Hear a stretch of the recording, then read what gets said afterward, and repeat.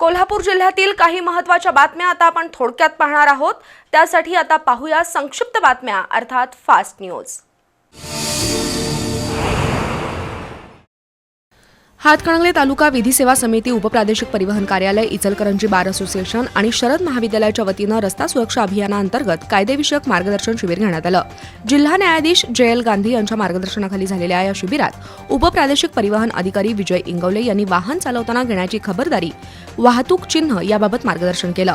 वाहन चालवताना घ्यावयाची दक्षता आणि अपघातातील जखमींना त्वरित मदत करण्याबाबत ॲडव्होकेट भरत जोशी यांनी मार्गदर्शन केलं, तर ॲडव्होकेट अक्षय शिरगुप्पे यांनी वाहतूक नियमांचं उल्लंघन केल्यास होणारे आर्थिक दंड याबाबत मार्गदर्शन केलं। सहाय्यक प्रादेशिक परिवहन अधिकारी अंकिता वांढेकर यांनी विद्यार्थ्यांना रस्ता सुरक्षेबाबत शपथ दिली। या कार्यक्रमाला प्रादेशिक परिवहन अधिकारी किरण खोत, ॲडव्होकेट ज्योती पाटील, ॲडव्होकेट शिवानी पाटील, उपप्राचार्य मनोज कुंभार, ज्ञानेश्वर मिरजकर, इचलकरंजी बार असोसिएशनचे अध्यक्ष राजगोपाल तोष्णीवाल उपस्थित होते।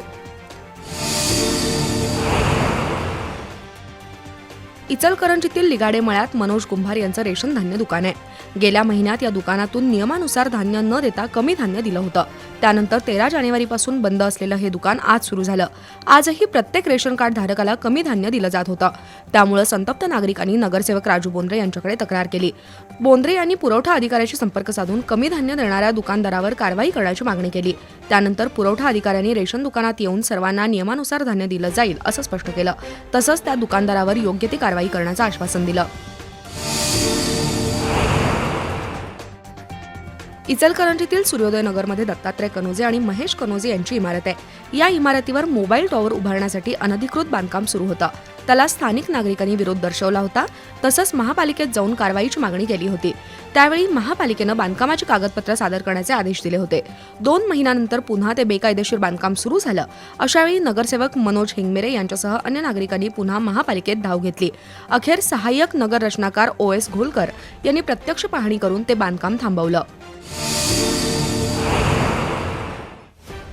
कोल्हापूर महापालिकेच्या स्मशानभूमीमध्ये शेणीचा तुटवडा जाणवतोय। त्यामुळे दानशूर व्यक्ती आणि संस्था संघटनांनी शेणी दान कराव्यात असं आवाहन महापालिकेच्या वतीनं करण्यात आलं। त्याला अनुसरून शाहूपुरीतील श्री गुजराती मित्रमंडळाच्या वतीनं पंचगंगा स्मशानभूमीला 14,000 शेणी दान करण्यात आल्या। यावेळी तुलसीदास लिमडा, महेंद्र दलाल, निमेश वैद, विनोद पटेल, धीरज पटेल, भालचंद्र पटेल, ढाया पटेल उपस्थित होते।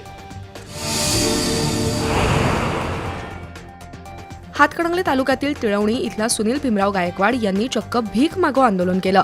त्यानंतर कुटुंबासह जिल्हा परिषदेसमोर उपोषण सुरू केलंय। सरपंच राजेश पाटील आणि ग्रामसेविकेनं मनमानी करत आपला प्लॉट परस्पर सरपंचांच्या घरगड्याच्या नावावर केल्याची गायकवाड यांची तक्रार आहे।